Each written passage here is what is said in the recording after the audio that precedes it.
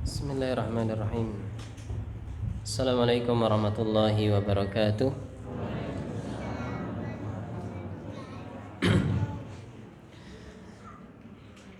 Alhamdulillahi rabbil alamin.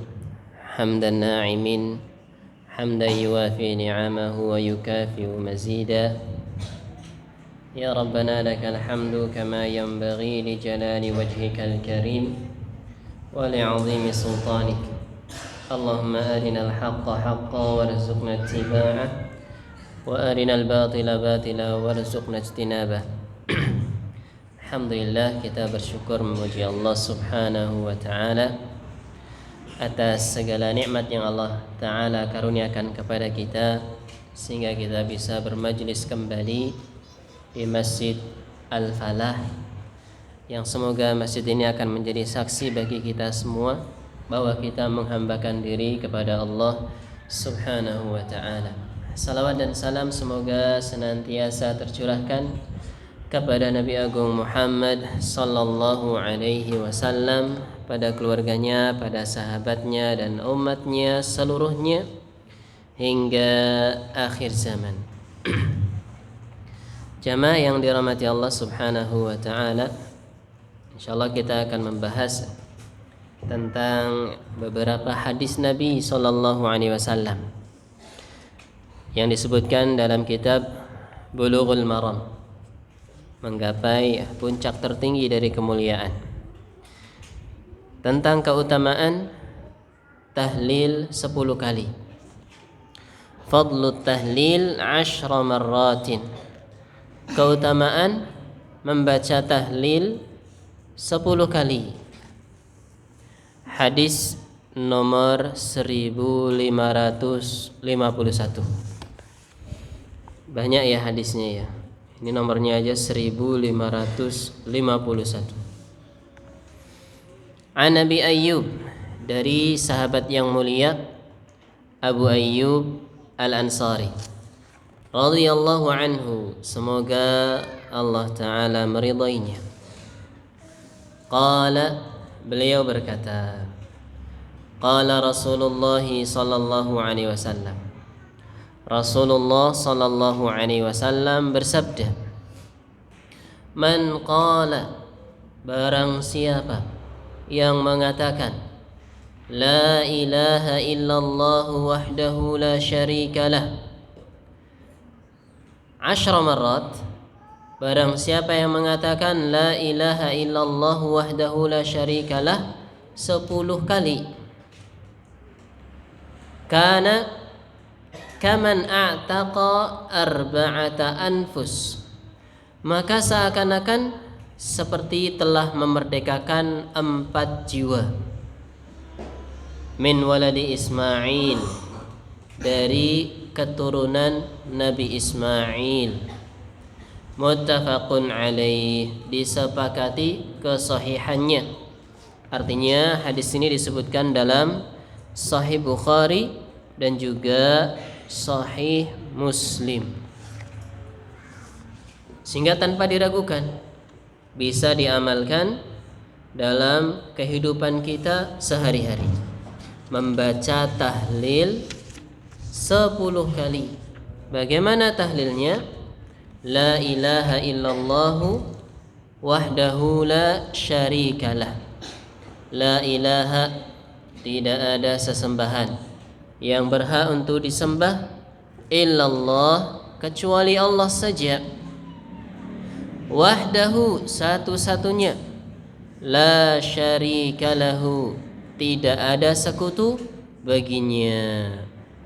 Dan tentunya keutamaan ini bisa didapatkan apabila kita rutin membacanya 10 kali.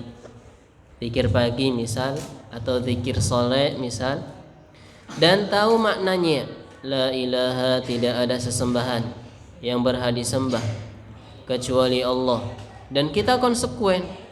Kita hanya bertawakal kepada Allah, kita hanya meminta pertolongan kepada Allah, kita hanya takut kepada Allah. Semua peribadahan, baik ibadah hati ataupun ibadah anggota badan, semuanya kita persembahkan kepada Allah Subhanahu wa ta'ala.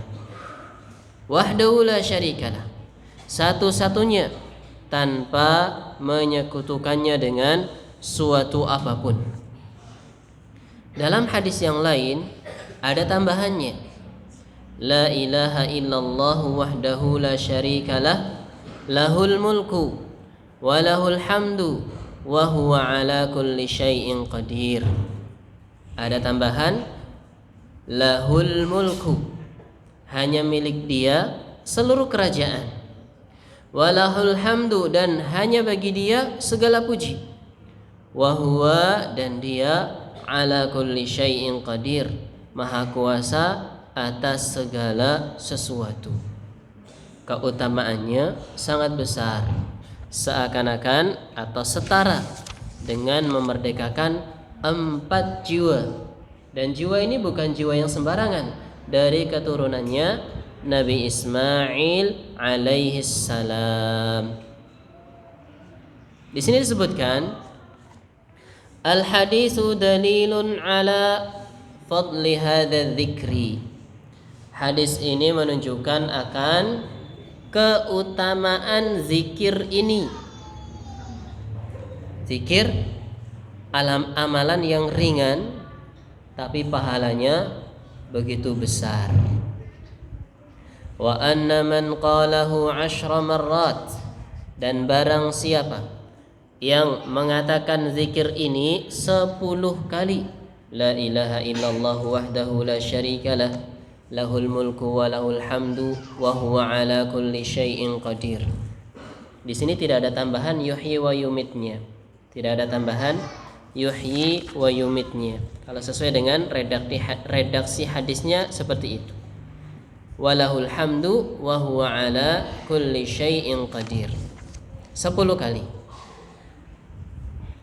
Tapi arifan, dengan mengetahui, amilan, serta mengamalkan konsekuensinya. Konsekuensi dari kalimat la ilaha illallah wahdahu la syarikalah, lahul mulku wa lahul hamdu wa huwa ala kulli syai'in qadir. Seperti memerdekakan 4 jiwa dari keturunan Nabi Ismail alaihissalam. Siapa yang enggak kenal Nabi Ismail? Siapa ayahnya Nabi Ismail? Ibrahim alaihissalam. Ismail bin Ibrahim. Yang mana Ismail ini menikah dengan wanita dari kalangan Arab, dan dari Nabi Ismail ini generasi Arab muncul, di mana Nabi kita Muhammad sallallahu alaihi wasallam termasuk keturunannya Nabi Ismail alaihissalam. Nabi kita Nabi Muhammad, siapa ayahnya? Abdullah. Siapa kakeknya? Abdul Muttalib. Siapa buyutnya? Muhammad bin Abdullah bin Abdul Muttalib bin Hashim bin Abdi Manaf bin Qusay bin Kilab bin Murrah, dan seterusnya. Ujung-ujungnya nanti ada Adnan, dan Adnan termasuk keturunan Nabi Ismail alaihi salam. Nasab yang paling mulia, nasab Nabi kita Muhammad sallallahu alaihi wasallam. Siap mengamalkan zikir ini? La ilaha illallah wahdahu la syarikalah, lahul mulku wa lahul hamdu wa huwa ala kulli syai'in qadir. 10 kali. Di rumah habis salat subuh misal, atau habis salat asar misal, dibaca 10 kali. Maka keutamaannya seperti memerdekakan 4 jiwa dari keturunan Nabi Ismail alaihissalam. Selanjutnya hadis yang ke-1552. An Abi Hurairah. Hadis ini seputar keutamaan membaca tasbih. Bacaan tasbih itu apa? Allahu Akbar apa Alhamdulillah bacaan tasbih itu? Subhanallah, ini bacaan tasbih. Kalau tahlil la ilaha illallah. Kalau bacaan tasbih subhanallah. Dan dari kata sabbaha yusabbihu, artinya mensucikan. Subhanallah, maha suci Allah. Hadis nomor 1552. An Abi Hurairah, dari sahabat yang mulia Abu Hurairah. Abu bapak, Hurairah kucing kecil. Jadi Abu Hurairah artinya bapaknya kucing. Abu Hurairah itu sangat suka sama kucing. Makanya sama Nabi SAW dipanggilnya Abu Hurairah, si penyayang kucing. Jangan diartikan bapak. Jangan diartikan bapak. Demikian juga Ali bin Abi Thalib pernah bangun, di pipinya ada tanahnya, maka dipanggil sama Rasulullah, ya Aba Turab, wahai bapaknya tanah. Jadi jangan diartikan bapaknya tanah, tapi diartikan wahai yang pipinya bertanah. Dari Abu Hurairah radhiyallahu taala anhu qala, beliau berkata, qala Rasulullah sallallahu alaihi wasallam. Ini ada hadiahnya enggak nanti? Nanti yang bisa menjawab dapat hadiah. Enggak ya? Enggak ya. Dari Abu Hurairah radhiyallahu taala anhu, beliau berkata, qala Rasulullah sallallahu alaihi wasallam. Rasulullah sallallahu alaihi wasallam bersabda. Siapa orang pelit, tahu enggak orang pelit? Ketika disebut namaku, kata Nabi, dia tidak bersolawat kepadaku.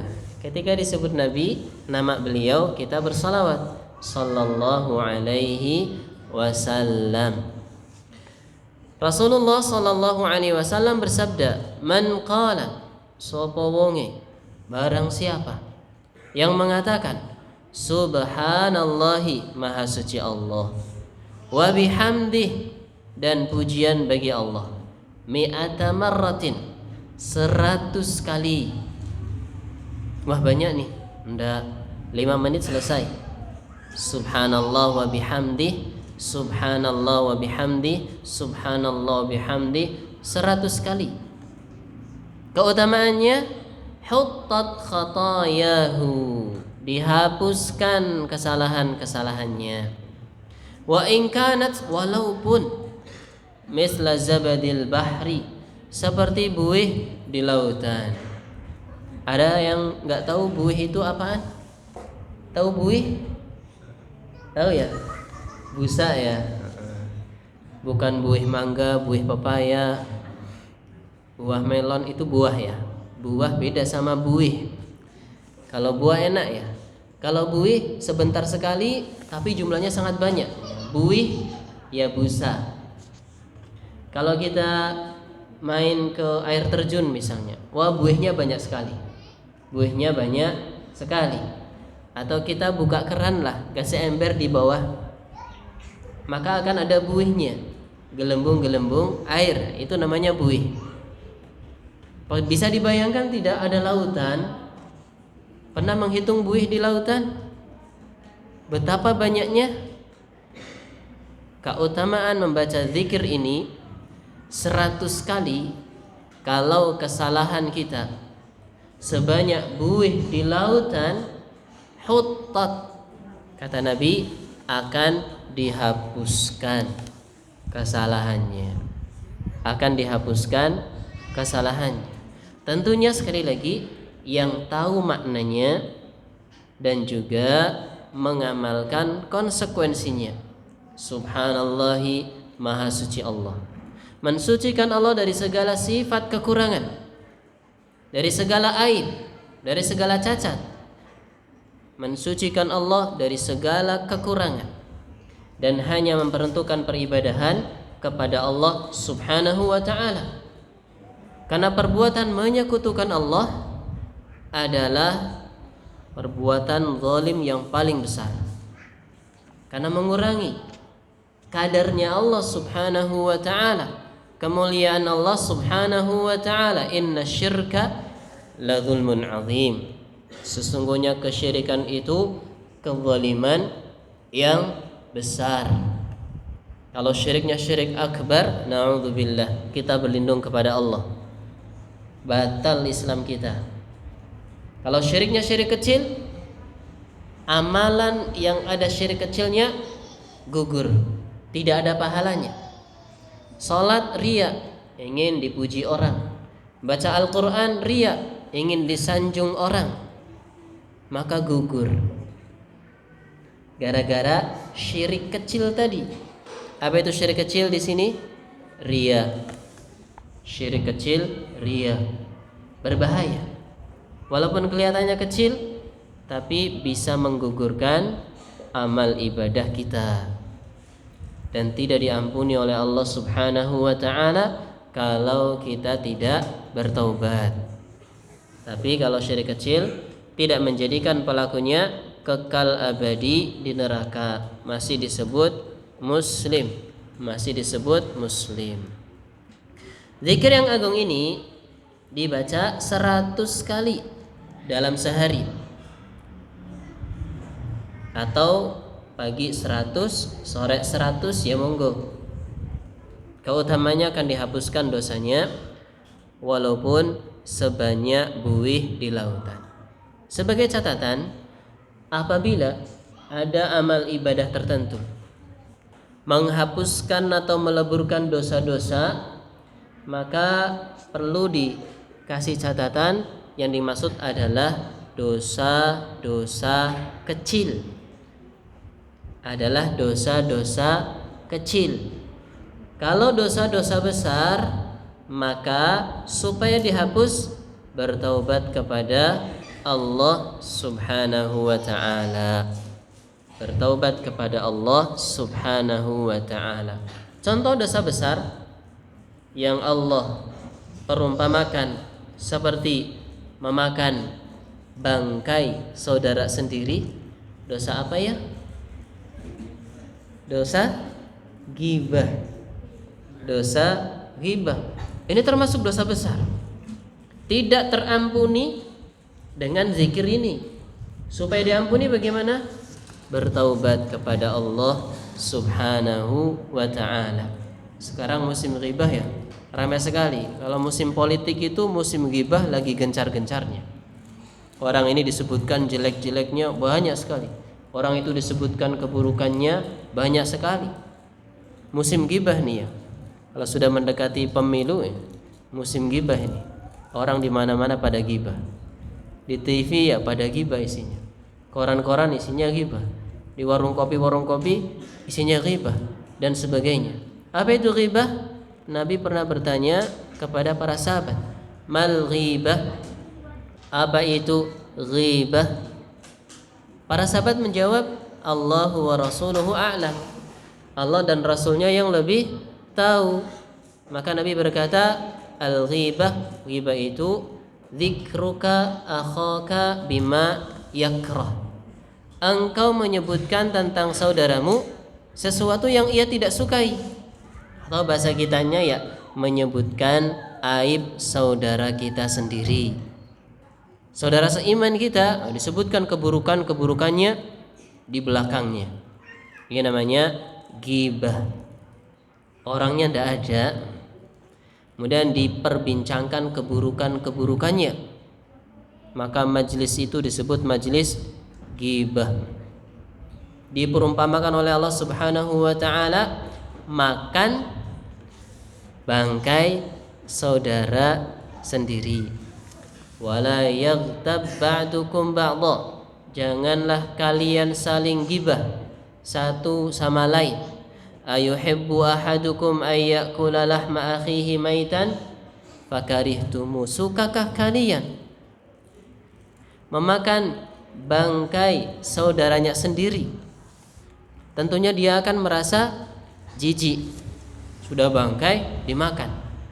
Allah umpamakan orang yang melakukan ghibah itu orang yang sangat sadis. orang sudah mati jadi bangkai, dimakan dagingnya. Namanya sudah mati kan tidak bisa melakukan pembelaan. Kan ghibah itu dilakukan kalau orangnya tidak ada, orangnya tidak ada di majlis, disebutkan keburukan-keburukannya. Seperti orang yang menghina orang mati kan tidak ada di tempat, tidak bisa membela diri. Kemudian menggambarkan kekejamannya juga, dimakan dagingnya. Kemudian perbuatan yang sangat rendah, bangkai dimakan. Ayam saja kalau tiren mati kemarin bukan karena disembelih kita merasa jijik, apalagi bangkai manusia dimakan. Ini gambaran menjijikan para pelaku ghibah yang suka menyebutkan keburukan-keburukan orang lain ketika dia tidak ada di tempatnya. Mungkin ada yang ngayal, kalau kenyataannya seperti itu bagaimana? Memang dia orangnya kayak gitu kok. Koruptor memang koruptor misal. Suka bohong memang suka bohong misal. Maka Nabi mengatakan itulah ghibah yang sesungguhnya. Memang kenyataannya ada. Keburukan itu memang ada pada orang yang diperbincangkan.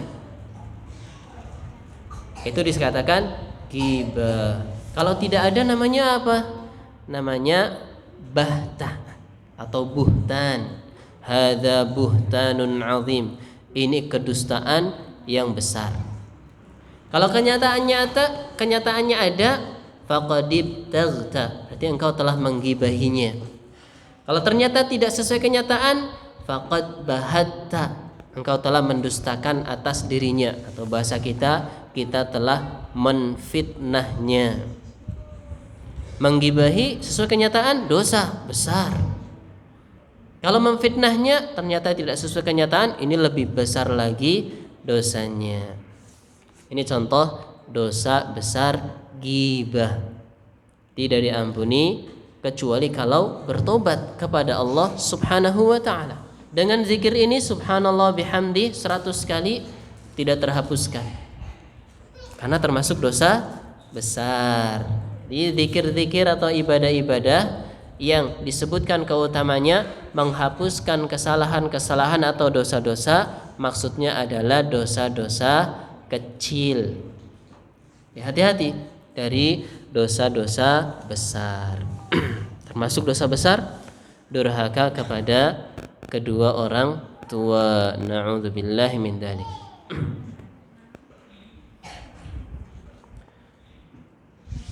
Kita lanjutkan. Subhanallahi wa bihamdi. Kita renungkan supaya lebih berkualitas lagi zikir kita. Subhanallah, maha suci Allah, wa bihamdi, dan pujian untuk Allah Subhanahu wa ta'ala. Ketika orang mengucapkan zikir ini, maka resapi baik-baik bahwa dia sedang mensucikan Allah Subhanahu wa ta'ala dari segala aib, menyempurnakan Allah Subhanahu wa ta'ala dari segala sisi,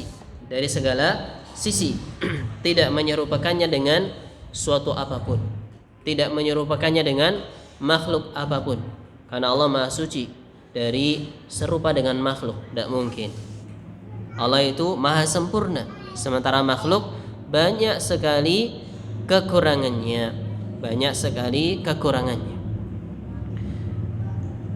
Subhanallah wa bihamdi, maha suci Allah dan segala pujian bagi Allah Subhanahu wa ta'ala. Bagaimana kita memuji Allah Subhanahu wa ta'ala? Dengan menyebutkan sifat al-hamidah, menyebutkan sifat-sifat terpujinya Allah Subhanahu wa ta'ala. Allah Akbar, Allah maha besar, termasuk pujian juga. Bacaan takbir termasuk pujian. Subhanallah, maha suci Allah, juga memuji Allah juga. Dan lebih spesifik lagi, bacaan tahmid, alhamdulillah, segala pujian hanya bagi Allah Subhanahu wa ta'ala. Barang siapa yang mengatakan subhanallahi wa bihamdi fi yaumin, dalam sehari. Dalam sehari. Atau yaumin ini diartikan di siang hari. Karena dalam bahasa Arab ada penyebutan yaumun wa lailah, hari dan malam. Ini namanya hari, yaum maksudnya di siang hari. Sementara kalau lailah di malam hari. Ini afdalnya zikir ini dibaca di siang hari. Kalau seandainya diartikan yaum itu sehari semalam, ya terserah bebas. Mau dibaca malam, mau dibaca siang, silahkan. Mi'ata marratin, sebanyak 100 kali. Keutamanya akan dihapuskan kesalahannya, walaupun seperti zabadil bahri, buih yang berada di lautan. Buih yang berada di lautan. Kesalahan yang begitu banyak akan dihapuskan dengan zikir subhanallahi wa bihamdih, dengan bacaan subhanallah wa bihamdih 100 kali. Ini akan hadis ini menunjukkan akan keutamaan bacaan tasbih subhanallah dengan tambahan wa bihamdih 100 kali. Kemudian bagaimana kalau nggak sampai 100 kali? Apakah harus 100 kali? Afdolnya 100 kali. Kalau kurang berarti tentunya keutamaannya juga berkurang. Keutamaannya juga berkurang. Hadis yang selanjutnya, 3 hadis cukup lah ya. Ini sudah dapat 2 hadis. Tambah 1 hadis lagi. Ini majelis hadis nih, majelis yang mulia. Disebutkan nama Nabi, kita bersolawat. Allahumma salli ala Muhammad atau sallallahu alaihi wasallam. Ini bacaan salawat. Kalau bacaan salli alaih, ini bukan bacaan salawat. Kalau bacaan salli alaih, ini bukan bacaan salawat, tapi menyuruh orang salawat. Salli artinya salawatlah, alaihi kepadanya, atau sallu alaih. Ini bukan bacaan salawat, tapi nyuruh orang untuk bersolawat. Sallu, bersolawatlah kalian, alaih kepada Nabi sallallahu alaihi wasallam. Jadi bukan bacaan salawat ya. Jadi ucapan salli alaih atau sallu alaih ini bukan bacaan salawat, tapi menyuruh orang bersolawat. Yang namanya bacaan salawat ya Allahumma salli ala Muhammad bisa, sallallahu alaihi wasallam juga bisa, Allahumma salli wa sallim ala Muhammad juga bisa. Adapun salli alaih secara bahasa artinya juga jelas sekali. Salli, bersalawatlah, alaihi kepadanya, nyuruh orang salawat. Kalau sallu, bersalawatlah kalian. Kalau salli, bersalawatlah engkau. Maka hati-hati bacaan salawatnya itu pada sallallahu alaihi wasallam atau Allahumma salli ala Muhammad atau Allahumma salli wa sallim ala nabiyina Muhammad dan seterusnya. Ini bacaan salawat. Dan termasuk keutamaan bacaan salawat itu akan menjadi sebab kita mendapatkan syafaatnya Nabi sallallahu alaihi wasallam. Apa itu syafaat Nabi sallallahu alaihi wasallam? Syafaat Nabi ada 4 macam. Khusus syafaat yang dimiliki oleh Nabi ada 4 macam. Ditambah 2 dimiliki oleh nabi-nabi yang lain, orang-orang soleh dan orang-orang yang diizinkan oleh Allah Subhanahu wa ta'ala. Apa sejatinya hakikat syafaat itu? Syafaat itu syafi', memohon kepada Allah agar memberikan kemanfaatan atau menghilangkan keburukan dari masyfu'i lahu. Dari masyfu'i lahu. Misal kita sebagai masyfu' lahunya yang mendapatkan syafaat, Nabi sebagai syafi'nya, sebagai pemberi syafaatnya. Bagaimana bentuknya? Nabi SAW memohon kepada Allah agar memberikan kemanfaatan kepada kita atau menghilangkan keburukan dari kita. Ini hakikat syafaat. Ini hakikat syafaat. Dan syafaat Nabi SAW ada 6. 4 khusus bagi beliau saja, kemudian 2 secara umum. Nabi-nabi yang lain, orang-orang soleh, orang siddiqin, para syuhada, mereka juga bisa memberikan syafaat. Sebelumnya, syafaat itu syaratnya ada 2. Syafaat itu syaratnya ada 2. Yang pertama, syafi'nya harus mendapatkan izin dari Allah Subhanahu wa ta'ala. Masyfu' lahunya, yang mendapatkan syafaat, harus diridhai oleh Allah Subhanahu wa ta'ala. Bisa difahami? Syaratnya ada berapa? 2. Syarat yang pertama, syafi'nya mendapatkan izin dari Allah. Masyfu' lahunya diridhai oleh Allah Subhanahu wa ta'ala. Dan Allah hanya meridhai ahlu tauhid, orang-orang yang mentauhidkan Allah Subhanahu wa ta'ala. Kita terapkan coba. Syafaat Nabi sallallahu alaihi wasallam untuk Abu Jahal ada apa tidak? Syafaat Nabi sallallahu alaihi wasallam untuk Abu Jahal ada apa tidak? Tidak. Kenapa? Syaratnya tidak terpenuhi. Apa syaratnya? Nabi tidak punya izin atau Abu Jahal tidak diridhai? Abu Jahal tidak diridhai, maka tidak bisa mendapatkan syafaat Nabi sallallahu alaihi wasallam. Bapak yang musyrik, anaknya soleh, masya Allah, hafal Al-Quran, ada enggak syafaat anak untuk bapaknya nanti di hari kiamat? Ada enggak syafaat ini? Tidak ada. Kenapa? Syaratnya tidak terpenuhi. Karena bapaknya musyrik. Anaknya sesoleh apapun tapi bapaknya musyrik, berharap dapat syafaat anaknya, tidak bisa. Karena syaratnya tidak terpenuhi. Ada 2 syaratnya. Izin dari Allah. Man dzalladzi yashfa'u 'indahu illa bi'idznih. Adakah yang bisa memberikan syafaat di sisi Allah kecuali setelah mendapatkan izinnya? Tidak ada. Illa liman irtada, kecuali bagi orang yang Allah taala ridhoi.